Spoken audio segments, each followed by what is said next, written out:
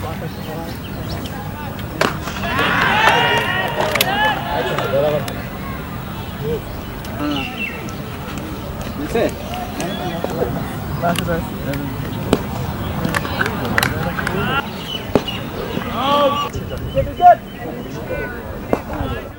চোখে কেন সাকিব চোখে না দেখলেও বোলিং করতে পারবেন। সবশেষ বিপিএলে বিশ্বসেরা অলরাউন্ডারকে নিয়ে এমন মন্তব্যই করেছিলেন নিউজিল্যান্ডের অলরাউন্ডার জিম্মি নিশাম।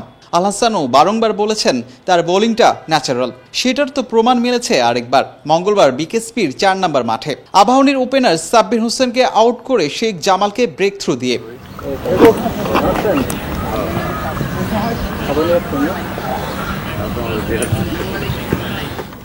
জামাল অধিনায়ক নুরুল হাসান সোহান ভরসা রেখেছেন সাকিবের উপর। সাকিবও বিশ্বাসের মর্যাদা দিয়েছেন। কোনো রকম প্রস্তুতি ছাড়াই সুপার লিগের ম্যাচ খেলেছেন।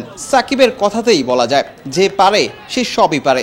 ব্যাটিংয়ে 1 রানের জন্য 50 মিস করলেও বোলিংয়ে ঠিকই নিজের দায়িত্বটা পালন করেছেন।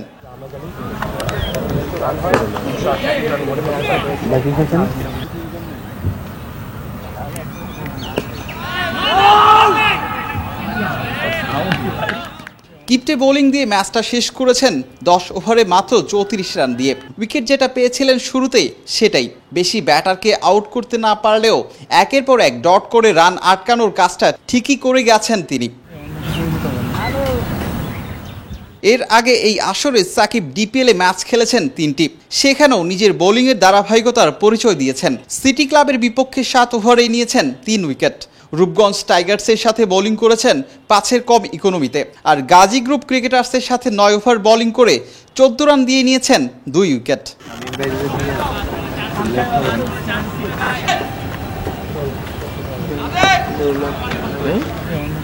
অলরাউন্ডার মোসাদ্দেক হোসেন সৈকতের দলের সাথে নিজের 10 ওভার করতে খুব বেশি সময় নেননি সাকিব। 36 ওভারের মাথায় নিজের কোটার ওভার শেষ করে ড্রেসিং রুমে চলে যান আল হাসান। বিলাল হোসেন শিমুল, অলরাউন্ডার।